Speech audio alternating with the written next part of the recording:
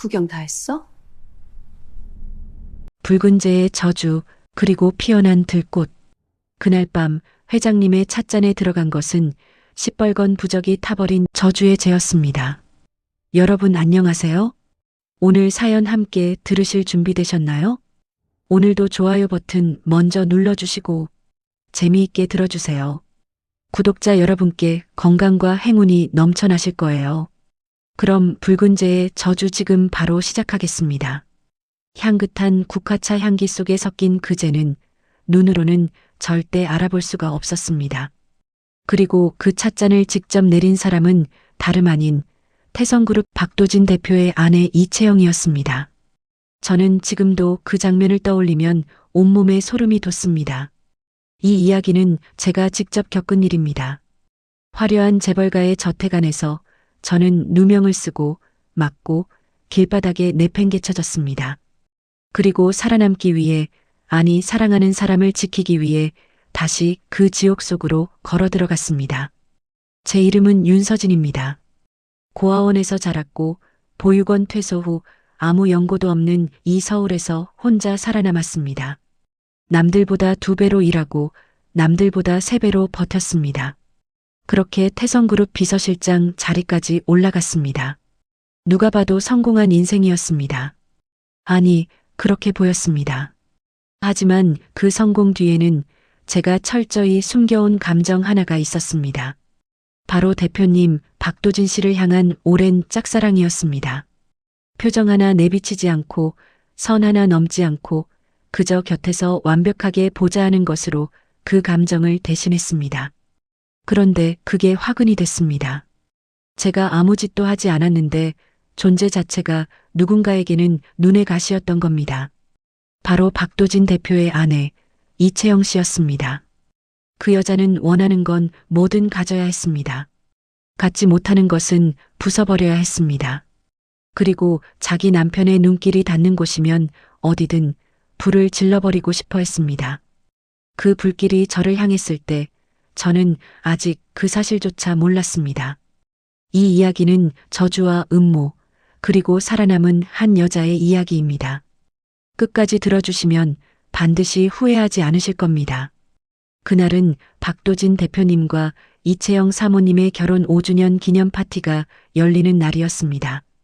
태성그룹 본사 최고층 연회장은 말 그대로 빛이 넘쳐 흘렀습니다. 수십 개의 샹들리에가 쏟아내는 빛 아래로 국내 손꼽히는 재계 인사들과 유명 인사들이 하나둘 모여들었습니다. 화려한 드레스와 고급 향수 냄새, 그리고 우아한 웃음소리가 넓은 홀을 가득 채웠습니다. 겉으로만 보자면 정말이지 완벽한 파티였습니다. 저는 그날도 파티장 한켠에서 비서로서의 역할을 묵묵히 수행하고 있었습니다. 일정 조율, 내빈 안내, 대표님의 동선 관리까지 이 모든 걸 동시에 처리하면서도 존재감을 드러내지 않는 것이 비서의 미덕이니까요. 그때였습니다. 사모님 이채영 씨가 파티장 중앙으로 걸어 들어오셨습니다. 온통 진주빛 드레스를 입고 머리부터 발끝까지 흠 하나 없이 꾸민 모습이었습니다. 주변 사람들의 시선이 일제히 그쪽으로 쏠렸고 저마다 감탄의 눈빛을 보냈습니다. 아름다웠습니다. 분명히. 그런데 이상하게도 그 아름다움이 저는 씁쓸하게 느껴졌습니다. 왜냐하면 저는 알고 있었거든요. 저 화려한 미소 뒤에 무엇이 있는지를요. 대표님은 사모님의 등장에도 표정 하나 바꾸지 않으셨습니다. 아, 정확히는 바뀌긴 했습니다. 아주 미세하게 더 굳어졌습니다. 마치 갑옷을 한 겹 더 두르는 것처럼요. 두 분은 파티가 진행되는 내내 거의 마주치지 않으셨습니다. 손님들 앞에서 나란히 서서 사진을 찍을 때만 잠깐씩 가까워질 뿐이었습니다. 그것도 카메라 셔터 소리가 멈추는 순간 두 분 사이에 보이지 않는 유리벽이 다시 생겨났습니다. 결혼 5주년이라고 했습니다. 5년 동안 두 분은 같은 집에서 같은 침대에서 살아왔을 텐데 어쩜 저렇게 남남보다 더 남남처럼 서 계실 수 있을까? 저는 그 모습을 보며 속으로 조용히 한숨을 쉬었습니다. 파티가 끝나고 손님들이 모두 빠져나간 뒤였습니다. 저는 연회장 정리를 지시하고 마지막으로 엘리베이터 쪽으로 향하다가 그만 복도 끝에서 두 분의 목소리를 듣고 말았습니다. 채영 사모님의 목소리였습니다. 오늘 파티 어땠어요? 나 예뻤어요? 어린아이처럼 칭찬을 바라는 목소리였습니다. 그런데 대표님의 대답은 너무나 짧고 차가웠습니다. 수고했어요. 그게 전부였습니다. 저는 빠르게 발길을 돌렸습니다. 그 짧은 대화 뒤에 찾아올 침묵의 무게가 너무 잘 느껴졌기 때문이었습니다. 그리고 한 가지를 깨달았습니다. 이 결혼은 겉으로만 멀쩡한 것이 아니라 안으로는 이미 서서히 무너지고 있다는 것을요. 그 균열 속에서 저는 아무것도 모른 채 조용히 서 있었습니다. 태성그룹 비서실에는 오래된 농담 하나가 있었습니다. 박 대표님한테 윤 실장 말고 다른 비서 붙이면 그 비서 일주일 못 버티고 나간다. 처음 들었을 때는 그냥 웃어 넘겼습니다. 그런데 몇 년 지나고 나니 그게 농담이 아니라는 걸 알게 됐습니다. 대표님은 실제로 까다로운 분이었습니다. 말이 없고 표정이 없고 원하는 걸 먼저 말하는 법이 없었습니다. 눈치 없는 사람한테는 마치 빙하처럼 느껴지는 분이셨습니다. 그런데 저는 어쩐지 그분을 읽을 수 있었습니다. 회의 직전에 커피 대신 따뜻한 보이차를 드려야 한다는 것, 보고서를 올린 때 결론을 첫 줄에 배치해야 한다는 것, 외부 손님을 맞이하기 직전 5분 동안은 절대 말을 걸면 안 된다는 것, 이런 것들이 어디 적혀 있는 게 아니었습니다. 저는 그냥 느꼈습니다. 수년을 곁에서 보좌하다 보니 대표님의 리듬이 제 안에도 새겨진 것 같았습니다. 덕분에 대표님은 저를 신뢰하셨습니다. 말씀은 잘 안 하셨지만 대표님이 신뢰하는 사람을 대하는 방식은 확연히 달랐습니다. 눈맞춤의 시간이 조금 더 길었고 가끔은 미소 비슷한 것도 보이셨습니다. 정말 작고 희미한 미소였지만 그걸 처음 봤을 때 저는 그만 심장이 한 박자 멈추는 기분이었습니다. 그게 문제였습니다. 저는 일찌감치 알고 있었습니다. 이 감정을 키우면 안 된다는 것을요. 대표님은 유부남이셨고 저는 그분의 비서였습니다. 선을 넘는 순간 모든 게 무너진다는 것을 머리로는 완벽하게 이해하고 있었습니다. 그래서 더더욱 철저하게 선을 지켰습니다. 감정이 올라올 것 같은 순간마다 저는 스스로를 다잡았습니다. 너는 비서야. 그게 전부야. 하루에도 수십 번씩 그 말을 되뇌었습니다. 그런데 사람 마음이라는 게 그렇게 마음대로 되지가 않더라고요.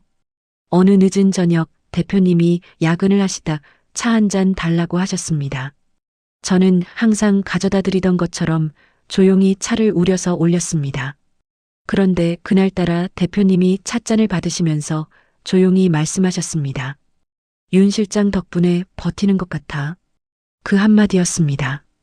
짧고 아무렇지도 않게 하신 말씀이었는데 저는 그 말 한마디를 들고 비서실 화장실에 들어가서 한참을 서 있었습니다. 나는 여기서 버텨야 한다.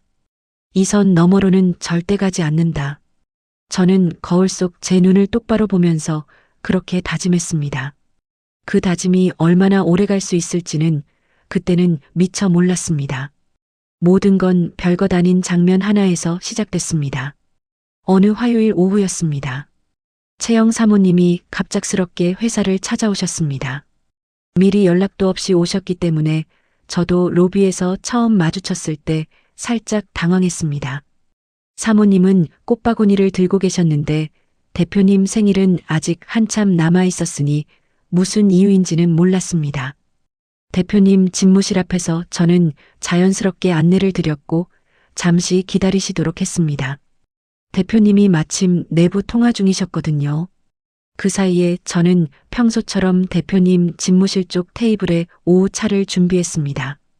국화차였습니다. 대표님이 오후엔 항상 드시는 거라 손에 익을 대로 익은 일이었습니다. 통화가 끝나고 대표님이 문을 여셨습니다. 저는 차를 내밀었고 대표님은 받아드시면서 고마워요라고 하셨습니다. 늘 하시는 말씀이었습니다. 그런데 그 순간 제가 뭔가 실수를 한 모양이었는지 찻잔이 살짝 흔들리면서 뚜껑 부분에 차가 조금 묻었습니다. 제가 얼른 손수건으로 닦으려고 하자 대표님도 같이 손을 내미셨고 두 손이 잠깐 겹쳤습니다. 정말 1초도 안 되는 순간이었습니다. 그리고 그 순간 대표님이 피식 작게 웃으셨습니다. 그 웃음이 화근이었습니다. 사모님이 바로 그 장면을 보고 계셨습니다. 문 밖에서요. 그날 이후 사모님의 표정이 달라지기 시작했습니다. 저를 마주칠 때마다 입가에 묘한 미소를 띠셨는데 그게 싹싹한 미소가 아니었습니다. 뭔가를 재고 있는 것 같은 차갑고 계산적인 눈빛이었습니다.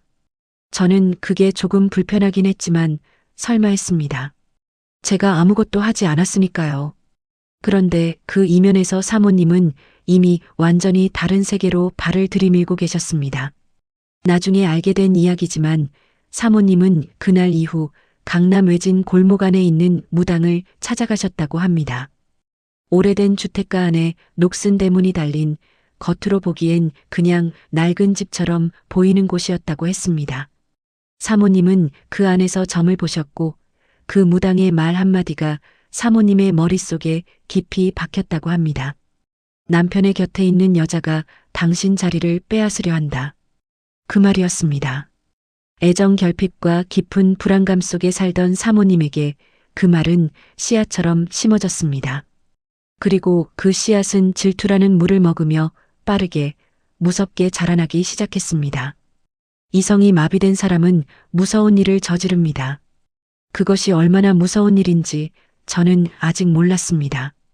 저는 직업 특성상 대표님 댁을 간간히 방문할 일이 있었습니다. 급히 결제가 필요한 서류를 전달하거나 대표님이 몸이 좋지 않으신 날 자택에서 업무를 보실 때 보좌하러 가는 시기였습니다. 거대한 저택이었습니다. 강북 한적한 주택가에 자리 잡은 바깥에서 보면 무심한 듯 보이지만 들어가면 숨이 막힐 만큼 위압감이 느껴지는 그런 집이었습니다. 가사도우미 분들도 몇 분 계셨고 늘 조용하고 단정하게 정돈된 곳이었습니다. 그런데 어느 날부터인가 그 집에서 이상한 냄새가 났습니다.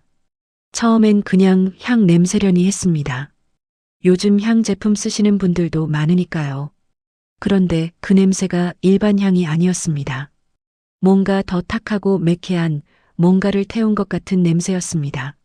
한 번은 대표님 서재 근처 복도를 지나다가 그 냄새가 유독 강하게 났습니다. 저는 그냥 지나쳤습니다. 제가 신경 쓸 영역이 아니라고 생각했거든요. 그 무렵 가사도우미 중 한 분인 정 여사님이 저한테 슬쩍 말씀을 하셨습니다. 실장님, 요즘 사모님이 좀 이상하세요. 목소리를 낮추면서 말씀하셨습니다. 무슨 말씀이냐고 여쭤봤더니 사모님이 새벽에 혼자 뭔가를 태우신다는 것이었습니다. 그것도 대표님 방에서요. 새벽 2, 3시에 방 안에 불빛이 켜지고 연기 같은 게 문 아래로 새어나온다고 하셨습니다. 정 여사님이 한번 여쭤봤더니 사모님이 그냥 아로마 캔들이에요라며 대수롭지 않게 웃어넘기셨다고 했습니다. 아로마 캔들치고는 냄새가 너무 이상했습니다.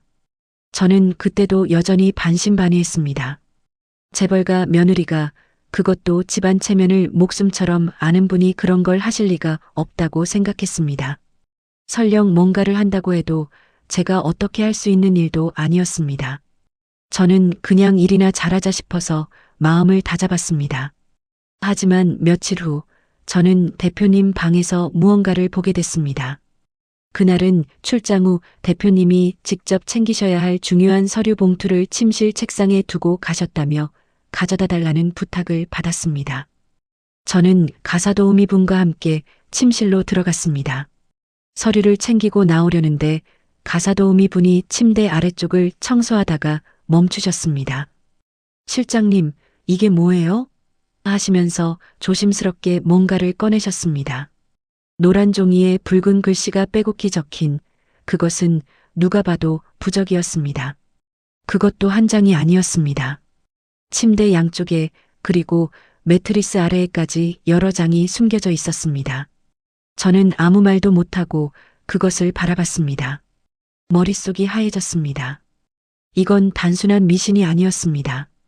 누군가 의도를 가지고 한 행동이었습니다. 그 즈음부터 대표님의 안색이 눈에 띄게 나빠지기 시작했습니다. 처음엔 피로 탓이라고 생각했습니다. 대표님은 원래 잠을 많이 주무시지 않는 분이었고 업무 강도가 높은 시즌이기도 했습니다. 그런데 보통 과로와는 달랐습니다. 아침에 출근하시면 이미 지쳐 보이셨습니다. 눈이 충혈돼 있고 손이 미세하게 떨리는 것도 보였습니다.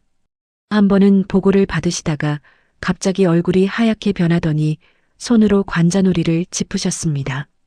저는 얼른 물을 갖다 드렸지만 대표님은 괜찮아요라고만 하셨습니다. 괜찮지 않으셨습니다. 사흘 후 대표님이 오전 회의 중 의식을 잃으셨습니다. 회의실에서 갑자기 쓰러지신 겁니다. 저는 바로 달려가서 구급대를 불렀고 병원에 동행했습니다. 진단 결과는 과로와 수면 부족, 그리고 원인 불명의 신경계 증상이었습니다. 의사가 이런 증상은 처음 보는 패턴이라며 추가 검사를 해봐야겠다고 했습니다. 저는 그 말을 들으면서 직감적으로 무언가 이상하다는 생각이 들었습니다. 원인 불명, 처음 보는 패턴, 그 말들이 머릿속에서 계속 맴돌았습니다. 병원에서 진료 차트를 정리하면서 저는 몰래 한 가지를 확인했습니다. 대표님이 쓰러지기 직전 며칠간 드신 것들이요. 집에서는 사모님이 챙겨주신 것들을 드셨는데 그 중에 사모님이 직접 다려주셨다는 차가 있었습니다. 몸에 좋은 거예요. 한약재 넣었어요 라고 하셨다던 그 차였습니다. 저는 그 차가 무엇으로 만들어졌는지 알 수가 없었습니다. 하지만 그 타이밍이 너무 이상하게 맞아 떨어졌습니다. 저는 대표님이 입원해 계신 며칠 동안 일부러 사모님의 태도를 유심히 살펴봤습니다.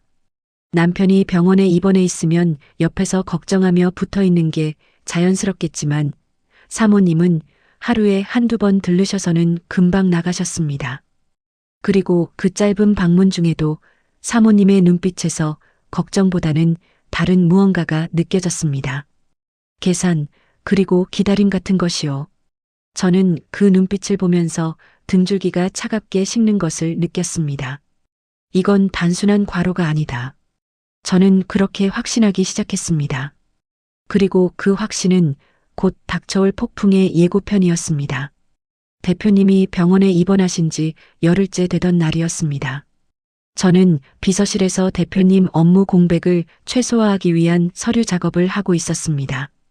여러 임원들과 연락을 주고받으며 정신없는 하루였습니다. 그나마 대표님 상태가 조금씩 좋아지고 계신다는 소식에 안도하면서요. 그때 비서실 문이 쾅 하고 열렸습니다. 채영 사모님이었습니다. 표정이 달랐습니다. 평소에 우아하고 냉정한 모습이 아니라 눈빛 자체가 달아올라 있었습니다. 입가에는 웃음 같은 것이 걸려 있었는데 그게 절대 웃음이 아니었습니다. 저는 자리에서 일어서며 사모님, 어쩐 일이십니까? 하고 인사를 드렸습니다. 사모님은 비웃음 섞인 차가운 목소리로 말씀하셨습니다. 윤 실장, 우리 남편 병석에 누워있다고 아주 살판이 났네. 저는 당황했지만 침착하게 대답했습니다. 사모님, 여긴 비서실입니다. 대표님은 지금 자리에 안 계십니다. 그러자 사모님이 알아. 너 보러 온 거니까라고 하시더니 복도 쪽을 향해 손짓하셨습니다. 감사팀장, 들어와. 건장한 직원들이 우르르 들어오기 시작했습니다. 그들은 제 말 한마디 들을 새도 없이 바로 제 책상과 캐비닛을 뒤지기 시작했습니다. 서류들이 바닥에 쏟아졌고 서랍이 통째로 뽑혔습니다. 저는 다급하게 소리쳤습니다. 사모님, 정당한 절차도 없이 이러시면 안 됩니다. 사모님이 말을 잘랐습니다. 절차? 쥐새끼 잡는데 절차가 왜 필요해? 대표님 눈 속이고 법인 자금 빼돌려서 내 이름으로 유령회사 차린 거 내가 모를 줄 알았어. 저는 너무 당황스러워서 말도 제대로 못 나왔습니다. 법인 자금이라뇨? 저는 결백합니다. 누군가 제 명의를 도용한 것입니다. 그때 감사팀장이 잠긴 서랍을 부수고 열었습니다. 사모님 찾았습니다. 스위스은행 차명 계좌 통장 뭉치였습니다. 분명히 처음 보는 것이었습니다. 그리고 그 안에 또 다른 것이 있었습니다. 사모님이 그것을 꺼내 바닥에 툭 던지셨습니다. 바늘이 여러 개 꽂힌 지피녕이 바닥을 구르며 멈췄습니다. 사모님이 거짓 경악으로 목소리를 높이셨습니다. 세상에, 내가 우리 도진 씨 저주하려고 이런 짓까지 벌인 거야. 저는 두 다리에 힘이 빠지는 것을 느꼈습니다. 아닙니다. 처음 보는 물건입니다. 사모님께서 일부러 제자리에 넣어두신 것입니다. 그 말이 끝나기도 전이었습니다. 짝 하는 소리와 함께 제 뺨에 불이 붙었습니다. 사모님이 저를 때리셨습니다. 닥쳐. 어디서 입을 함부로 놀려. 당장 이 여자 끌어내. 저는 그 자리에서 끌려 나왔습니다. 눈물이 나는지 뺨이 아픈지 아무것도 느껴지지 않았습니다. 그저 바닥을 구르던 그 지피녕의 모습만이 머릿속에서 계속 맴돌았습니다. 그날 저녁 저는 10년 넘게 살던 제 원룸으로 돌아왔습니다. 회사 신분증은 회수됐고 출입카드도 정지됐습니다. 짐이랄 것도 없었습니다. 비서실에 있던 개인 물건 몇 가지가 상자 하나에 담겨 경비원을 통해 전달됐습니다. 그 상자를 받아들고 빌딩 밖으로 나오면서 저는 한동안 걷지 못했습니다. 하늘이 아직 파랬습니다. 길에는 사람들이 아무 일도 없다는 듯 지나쳐갔습니다. 저는 집에 들어가 상자를 내려놓고 그대로 주저앉았습니다. 눈물도 안 났습니다. 그냥 멍했습니다. 10년이었습니다. 고졸 출신의 연고도 없이 서울에 올라와서 정말 죽기 살기로 버티며 비서실장 자리까지 올라갔는데 하루아침에 이렇게 무너지는구나 싶었습니다. 억울했습니다. 아무것도 하지 않았는데, 아무것도 훔치지 않았는데, 그 통장은 본 적도 없고 그 지피녕은 만진 적도 없습니다. 누군가 저를 목표로 치밀하게 함정을 판 것이었습니다. 그리고 그 누군가가 누구인지 저는 이미 알고 있었습니다. 그때 핸드폰이 울렸습니다. 병원에 계신 대표님이셨습니다. 저는 받지 못했습니다. 아니, 받지 않았습니다. 지금 이 목소리를 들으면 안 될 것 같아서요. 뭔가 무너질 것 같아서요. 하지만 잠시 후 다시 생각이 바뀌었습니다. 대표님이 병석에 계십니다. 아직도 원인을 모른다고 합니다. 저는 그 원인을 알 것 같습니다. 그리고 그 원인을 만든 사람이 지금도 대표님 곁에 있습니다. 제가 지금 이렇게 쓰러져 있으면 아무것도 해결되지 않습니다. 저는 천천히 일어났습니다. 손이 떨렸습니다. 하지만 멈추지 않았습니다. 저 자신을 위해서가 아니었습니다. 사랑하는 사람이 위험하기 때문이었습니다.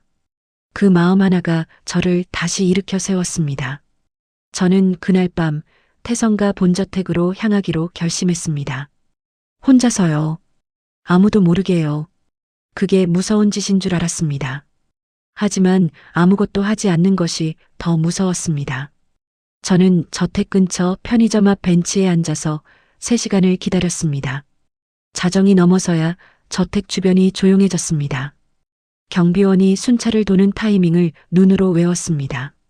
얼추 12분에 한 번씩 정문 쪽을 돌았습니다. 저는 그 틈을 이용해서 옆 담벽 쪽의 낮은 부분을 통해 안쪽으로 들어갔습니다. 예전에 외부 조경팀이 작업할 때 쓰는 통로였습니다. 비서 일을 하면서 쓸데없는 곳에 동선까지 외워뒀던 게 이럴 때 쓸모가 있었습니다. 안으로 들어서자 서쪽 별채 쪽 불이 켜져 있었습니다. 채영 사모님의 침실이 있는 동쪽은 불이 꺼져 있었습니다. 저는 숨을 죽이고 본채 쪽으로 이동했습니다. 정 여사님, 그러니까 가사도우미 분께 미리 문자를 드려뒀습니다. 꼭 드릴 말씀이 있습니다. 잠깐만 시간 내주실 수 있냐고요. 다행히 정 여사님은 저를 믿어주셨습니다. 정 여사님을 주방 쪽에서 만났습니다. 어두운 조명 아래 두 분이 마주 앉아 작은 목소리로 이야기를 나눴습니다. 정 여사님은 처음엔 조심스러워 하셨지만 이내 말문이 열리셨습니다. 사모님이 최근 몇 주 동안 이상한 행동을 많이 하셨다고 했습니다. 무언가를 불태우는 것은 이미 알고 있었습니다. 그런데 그 외에도 대표님이 드시는 물에 뭔가를 타는 것을 목격하신 적이 있다고 했습니다. 한 번은 부엌에서 사모님이 작은 유리병에서 검은 가루 같은 걸 꺼내 보리차 주전자에 넣는 걸 보셨는데 뒤에서 인기척을 느끼자 바로 감추셨다고 했습니다. 여쭤봤더니 건강에 좋은 약재라고 하셨다고요. 저는 그 이야기를 들으면서 속이 뒤집혔습니다. 하지만 얼굴은 최대한 평정을 유지했습니다. 정 여사님이 더 불안해하시면 안 됐으니까요. 그리고 결정적인 이야기를 들었습니다. 저택 본체 지하에 창고 하나가 있는데 사모님이 요즘 그곳을 자주 들락거리신다고 했습니다. 아무도 따라오지 못하게 하시면서요. 자물쇠도 새로 달았다고 했습니다. 저는 정 여사님께 깊이 고개를 숙였습니다. 그리고 조심스럽게 여쭤봤습니다. 혹시 그 열쇠 위치를 아시냐고요? 지하 창고는 본체 계단 아래 좁은 복도 끝에 있었습니다. 열쇠는 정 여사님이 오래전에 한번 봤다는 기억을 더듬어 주방 가구 안쪽에 붙어있던 여분 열쇠였습니다. 손이 떨렸습니다. 잠금 장치에 열쇠를 꽂자 딸깍하는 소리와 함께 문이 열렸습니다. 그 안을 보고 저는 그 자리에 얼어붙었습니다. 좁은 공간이었지만 빼곡했습니다.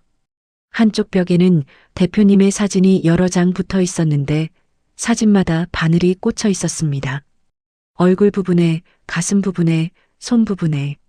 처음에는 사진인지도 몰랐습니다. 너무 낡고 너무 망가져 있었으니까요. 그 아래 바닥에는 무언가를 태운 흔적이 있었고 검붉은 재가 담긴 작은 그릇이 놓여 있었습니다. 짐승의 피로 쓴 것처럼 보이는 붉은 글씨의 부적들이 벽 곳곳에 붙어 있었습니다. 저는 핸드폰을 꺼내 떨리는 손으로 사진을 찍기 시작했습니다. 한 장, 두 장, 세 장. 그 방 안의 모든 것을 담으려고 했습니다. 숨이 가빴지만 멈출 수 없었습니다. 이게 증거였습니다. 이것만 있으면 제 누명도 벗을 수 있고 대표님도 지킬 수 있습니다. 그때였습니다. 구경 다 했어? 뒤에서 서늘한 목소리가 들렸습니다. 숨이 멎는 것 같았습니다. 천천히 돌아봤습니다. 채영 사모님이 팔짱을 끼고 문 앞에 서 계셨습니다. 표정이 완벽하게 고요했습니다. 그게 오히려 더 무서웠습니다. 어떻게 들어왔는지는 모르겠지만 잘 됐네. 어차피 여기서 정리하려고 했거든. 사모님의 눈빛이 제가 들고 있는 핸드폰으로 향했습니다. 그거 내놔. 저는 본능적으로 핸드폰을 뒤로 숨겼습니다. 사모님, 저는 지금 이 증거를 갖고 나가야 합니다. 대표님이 위험합니다. 위험? 윤서진, 너는 지금 남의 집에 불법으로 침입한 거야. 내가 무슨 증거를 들고 나가도 넌 이미 범죄자야. 사모님이 한 걸음씩 다가오셨습니다. 그 폰 줘. 그러면 내가 경찰에 신고 안 해줄게. 저는 물러서지 않았습니다. 이미 선택은 끝났습니다. 사모님이 달려드셨습니다. 예상은 했지만 그 속도가 너무 빨랐습니다. 좁은 공간이라 피할 곳도 없었습니다. 사모님의 손이 제 팔을 잡아챘고 핸드폰을 빼앗으려 했습니다. 저는 핸드폰을 두 손으로 꼭 쥔 채 버텼습니다. 두 사람이 좁은 창고 안에서 뒤엉켰습니다. 사모님은 생각보다 강했습니다. 극도로 흥분한 상태라 그런지 힘이 보통이 아니었습니다. 저는 등이 선반에 부딪히면서 그 위에 있던 물건들이 쏟아졌습니다. 유리로 된 무언가가 바닥에서 산산조각이 났습니다. 그 조각이 흩어진 바닥 위에서 싸움은 계속됐습니다. 그때 사모님의 손이 제 목을 잡았습니다. 처음엔 그냥 잡은 줄 알았는데 점점 힘이 들어왔습니다. 숨이 막혔습니다. 저는 손으로 사모님의 팔을 잡아 뜯으려 했지만 쉽지 않았습니다. 머릿속이 아찔해졌습니다. 눈앞이 흐려지는 것이 느껴졌습니다. 그 순간 저는 무의식적으로 옆으로 몸을 뒤틀었습니다. 사모님의 균형이 흔들렸고 잡고 있던 손이 풀렸습니다. 저는 기침을 하면서 비틀거리며 일어섰습니다. 발밑에 뭔가가 밟혔습니다. 깨진 꽃병 조각이었습니다. 무릎 쪽 통증이 느껴졌습니다. 피가 나고 있었습니다. 하지만 멈추지 않았습니다. 핸드폰을 품속에 단단히 안고 문 쪽으로 달렸습니다. 뒤에서 사모님이 소리를 질렀습니다. 저는 문을 열고 복도를 달렸습니다. 계단을 올라가고 현관문을 밀고 밤바람이 정면으로 얼굴을 때렸습니다. 그래도 달렸습니다. 다리에 피가 흘렀고 목이 아팠고 숨이 끊어질 것 같았습니다. 그래도 달렸습니다. 품속에 핸드폰이 버텨주는 한 저도 버텨야 했습니다. 저택 담벼락 밖으로 나왔을 때 저는 비로소 멈춰서 하늘을 올려다봤습니다. 그리고 속으로 생각했습니다. 끝나지 않았다. 이제 시작이다. 박대출 회장님의 자택 주소는 이미 알고 있었습니다. 비서 일을 하면서 회장님 댁에 서류를 전달한 적이 몇 번 있었으니까요. 그 주소를 향해 달리는 택시 안에서 저는 핸드폰에 저장된 사진들을 다시 한번 확인했습니다. 선명하게 찍혔습니다. 사진에 꽂힌 바늘, 부적들, 검붉은 재가 담긴 그릇. 이것이면 충분합니다. 이것이어야만 합니다. 택시가 회장님 댁 앞에 멈췄습니다. 저는 내리면서 다리 쪽 통증을 다시 느꼈습니다. 바지가 피로 젖어 있었습니다. 그제야 제 꼴이 어떤지 실감이 났습니다. 머리는 헝클어지고 옷은 찢어지고 얼굴엔 긁힌 자국이 있었습니다. 비가 내리기 시작했습니다. 처음엔 가랑비였는데 대문 앞에 서자마자 쏟아붓기 시작했습니다. 저는 대문 인터폰을 눌렀습니다. 아무 반응이 없었습니다. 다시 눌렀습니다. 그래도 반응이 없었습니다. 자정이 훌쩍 넘은 시각이었으니까요. 저는 인터폰 버튼을 길게 누르며 말했습니다. 회장님, 저 윤서진입니다. 드릴 말씀이 있습니다. 부탁드립니다. 아무것도 없었습니다. 저는 비를 맞으며 그 자리에 무릎을 꿇었습니다. 빗물이 머리카락을 타고 흘러내렸습니다. 차갑고 무거운 빗소리가 귀를 가득 채웠습니다. 그런데 이상하게도 그 빗소리가 싫지 않았습니다. 지금 이 순간 저는 모든 걸 다 내려놓은 것 같은 기분이었습니다. 체면도 자존심도 두려움도요. 얼마나 지났을까요? 대문이 천천히 열렸습니다. 경호원이 나왔습니다. 그리고 그 뒤로 회장님이 우산도 없이 서 계셨습니다. 발걸음 소리 한 번에도 존재감이 느껴지는 분이었습니다. 회장님은 비를 맞으며 무릎 꿇은 저를 잠시 내려다보셨습니다. 그 눈빛이 차갑지 않았습니다. 그렇다고 따뜻하지도 않았습니다. 다만 뭔가를 꿰뚫어 보는 것 같은 눈빛이었습니다. 저는 빗속에서 핸드폰을 두 손으로 들어 올렸습니다. 핸드폰이 비에 젖을까봐 옷으로 감싸면서요. 회장님, 보셔야 할 것이 있습니다. 회장님은 10장이 넘는 사진을 한 장 한 장 아주 천천히 보셨습니다. 거실 소파에 앉으셔서 안경을 쓰시고 핸드폰 화면을 가까이 당기셔서요. 그 사이 저는 수건을 받아 머리를 대충 닦으면서 옆에 앉아 있었습니다. 회장님이 사진을 보시는 내내 아무 말씀도 없으셨습니다. 마지막 사진을 확인하시고 회장님은 핸드폰을 테이블에 내려놓으셨습니다. 그리고 잠시 눈을 감으셨습니다. 몇 초가 지났을까요? 눈을 뜨셨을 때 그 눈빛은 제가 처음 보는 것이었습니다. 타오르는 것 같으면서도 얼음처럼 차가운 눈빛이었습니다. 회장님은 회장 비서실에 은밀히 이 사건 조사를 지시하셨습니다. 비서실의 조사가 다 됐다는 보고를 받은 후 회장님은 낮은 목소리로 지시했습니다. 내일 가족들 다 부르게. 나중에 안사실이지만 이채영 사모님은 제가 가진 증거를 사용하지 못하게 사람을 시켜서 저를 찾았다고 합니다. 저에게 모든 걸 덮어 씌우려고 모함을 했다고 합니다. 한번 비리를 저지른 비서가 무슨 짓을 할지 모르는 일이라면서 저의 말을 어떻게 믿을 수 있겠냐고 제가 알고 있는 이 믿기 힘든 사실을 아무도 안 믿을 거라고 생각했다고 했습니다. 사모님은 회장님의 지시로 가족회의가 소집될 때까지 자택 지하실에서 저주의 완성을 위해 의식을 계속 진행했다고 들었습니다. 이틀 후 회장님의 지시로 태성가 가족회의가 소집됐습니다. 회의 장소는 회장님 자택 대회의실이었습니다. 채영 사모님은 그게 무슨 자리인지 전혀 모른 채 불려오셨습니다. 나중에 전해들은 이야기입니다. 사모님이 그날 무슨 자리냐고 경호원에게 물으셨는데 경호원이 그냥 가족 식사 자리입니다라고 했다더군요. 그래서 사모님은 완벽하게 차려입고 우아하게 앉아 계셨다고 했습니다. 그런데 회장님이 들어오시면서 테이블 위에 물건들을 쏟아내셨습니다. 부적들이었습니다. 바늘 꽂힌 지피형도 있었습니다. 그리고 제가 찍은 사진들이 컬러 프린트로 출력돼서 한 장씩 테이블 위에 놓였습니다. 채영 사모님의 얼굴이 처음에 굳어지는 걸 보셨다는 분들의 이야기를 나중에 들었습니다. 하얗게 질리다가 잠깐 뭔가를 변명하려는 것 같았다가 그 다음엔 아무 말도 못하셨다고 했습니다. 회장님의 목소리가 회의실을 울렸습니다. 낮고 느리지만 그 어떤 고함보다 더 무겁게 공간을 눌렀습니다. 이게 다 내 아들을 죽이려고 한 짓이냐? 그 한마디 앞에서 모든 것이 무너져 내렸습니다. 회장님은 결혼 5년 차인 그 결혼을 끝내기로 결정하셨습니다. 채영 사모님은 처음엔 부정하셨습니다. 무당한테 간 건 맞지만 해를 끼치려 한 게 아니라 오히려 남편을 지키려는 마음에서 비롯된 것이라고 하셨습니다.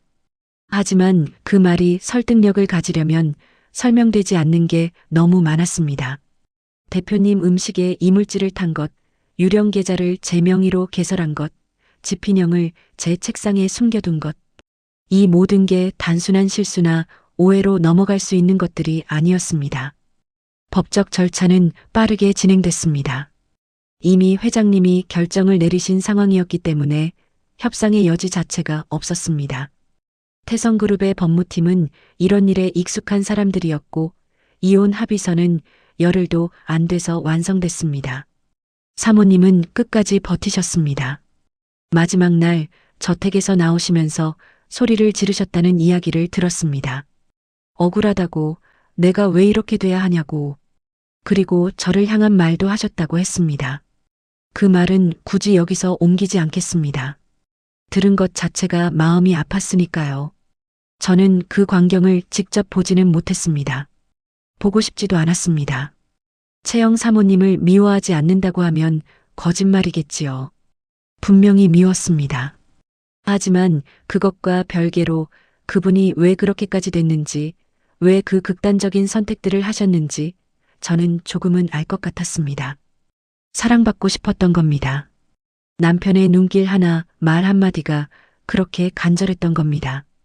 그게 채워지지 않으니 채울 수 없는 구멍이 집착이 됐고, 집착이 두려움이 됐고, 두려움이 그 끔찍한 행동들로 이어진 거겠지요. 그것이 이해는 됐습니다. 하지만 이해가 된다고 해서 용납이 되는 건 아닙니다. 그분이 저지른 일들은 분명히 잘못된 것이었고 그에 따른 결과를 받으신 겁니다. 저는 그것으로 마음을 정리하려 했습니다. 대표님이 건강을 완전히 회복하신 건 그로부터 한 달쯤 뒤였습니다. 퇴원하시면서 처음으로 저한테 직접 연락을 하셨습니다. 만나자는 말씀이셨습니다. 저는 솔직히 약간 망설였습니다. 그동안의 일들이 너무 많이 쌓여 있었고 저 자신도 아직 정리가 안 된 감정들이 있었으니까요. 하지만 결국 나갔습니다. 약속 장소는 회사 근처 작은 카페였습니다. 대표님이 거기를 고르셨다는 게 조금 의외였습니다. 의뢰 식당이나 회의실 같은 곳을 선택하시는 분이셨는데요. 대표님은 먼저 와 계셨습니다. 창가 자리에 앉아 커피를 들고 계셨는데 저를 보자 자리에서 일어나셨습니다. 오랜만에 보는 얼굴이었습니다. 그런데 뭔가 달라진 것 같았습니다. 눈빛이 조금 달랐습니다. 늘 차갑고 딱딱하게 굳어있던 눈빛이 아니라 뭔가를 새로 배운 사람 같은 눈빛이었습니다. 저는 앉았고 잠시 어색한 침묵이 흘렀습니다. 대표님이 먼저 말씀을 꺼내셨습니다. 미안해요. 짧은 말이었습니다. 그런데 그 뒤에 더 하셨습니다. 내가 모르는 게 너무 많았어요. 내 곁에서 무슨 일이 일어나는지, 누가 무슨 짓을 하는지, 그리고 윤 실장이 어떤 사람인지도요. 저는 아무 말도 못했습니다. 대표님이 테이블 위에 손을 올리셨습니다. 제 손 쪽으로요. 저는 그냥 가만히 있었습니다. 대표님의 손이 제 손 위에 살며시 얹혔습니다. 그리고 제 손등에 있는 흉터를 천천히 어루만지셨습니다. 그날 밤 깨진 꽃병에 찔렸던 자리였습니다. 저는 그 감촉에 눈물이 핑 돌았습니다. 참으려고 했는데 소용없었습니다. 대표님도 눈을 내리깔고 계셨습니다. 그리고 잠시 후 눈물 한 방울이 대표님 뺨을 타고 흘렀습니다. 저는 그분이 우시는 걸 처음 봤습니다. 그 한 방울이 수없이 많은 말보다 더 많은 것을 전해줬습니다. 저는 그날 오래 억눌렀던 감정을 조용히 내려놓았습니다. 두 사람이 카페 안에서 한동안 아무 말 없이 그냥 앉아 있었습니다. 그런데 그 침묵이 저는 난생 처음으로 포근하게 느껴졌습니다. 그리고 봄이 왔습니다. 그 1년 동안 정말 많은 일이 있었습니다. 법적 절차들, 회사 내부 정리, 그리고 박도진 대표님과 서로를 알아가는 시간들까지요. 쉬운 날들만 있었던 건 아닙니다. 고아의 비서 출신이 대표님과 만난다는 따가운 시선도 있었고 뒷말도 많이 있었습니다. 하지만 이제는 아들의 전부인이 돼버린 이채영 씨의 만행이 밝혀진 후로 박대출 회장님께서는 저를 자주 불러주셨습니다. 저를 믿어주시고 아들 곁에서 함께하길 진심으로 바란다고 하셨습니다. 저의 마음은 처음엔 조금 흔들렸습니다. 그런데 어느 순간부터 흔들리지 않게 됐습니다. 제가 겪어온 일들을 생각하면 그 정도 말은 정말 별것도 아닌 거더라고요. 그렇게 저는 박대출 회장님의 전폭적인 지원을 받으며 오랫동안 마음속에 간직해 온 작은 사랑의 결실을 맺게 되었습니다.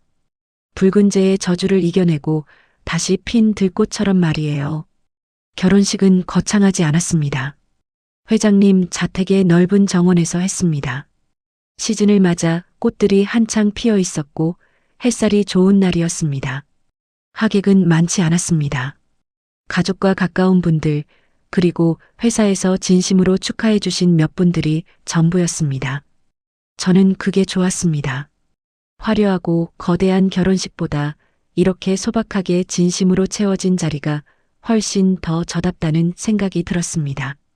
박대출 회장님이 직접 저한테 걸어오셔서 제 손을 잡으셨습니다. 아무 말씀 없이 그냥 한번 꽉 쥐셨습니다. 저는 그 손의 온기를 느끼면서 눈물이 날 것 같았지만 참았습니다. 오늘은 울지 않기로 했거든요. 도진 씨 옆에 서는 순간 저는 생각했습니다. 나는 정말 먼 길을 왔구나 하고요.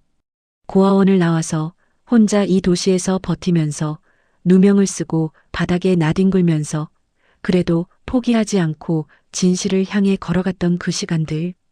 그 모든 시간이 지금 이 자리를 만들었구나 싶었습니다. 들꽃은 화분에서 자라는 꽃보다 연약해 보입니다. 바람에 흔들리고 비에 젖고 아무도 가꿔주지 않아도 자기 힘으로 피어납니다. 그래서 더 즐깁니다. 그래서 더 오래갑니다. 저는 평생 들꽃처럼 살아온 것 같습니다. 그리고 이제 그 들꽃이 봄날의 정원에서 마침내 활짝 피어났습니다. 이 이야기를 끝까지 들어주셔서 감사합니다. 살면서 억울한 일이 생기더라도 절대 포기하지 마세요. 진실은 반드시 빛을 봅니다. 저는 그것을 제 삶으로 직접 증명했습니다. 여러분, 오늘 이야기 어떠셨나요? 재미가 있으셨다면 무료 버튼인 구독과 좋아요를 꼭 눌러주세요. 구독자 여러분께 건강과 행운이 넘쳐나시길 기도할게요. 그리고 여러분의 감상 의견도 댓글에 적어주세요. 저도 함께 소통하면서 힘을 얻고 싶습니다. 앞으로 더욱 따뜻하고 재미있는 사연으로 보답하겠습니다. 감사합니다.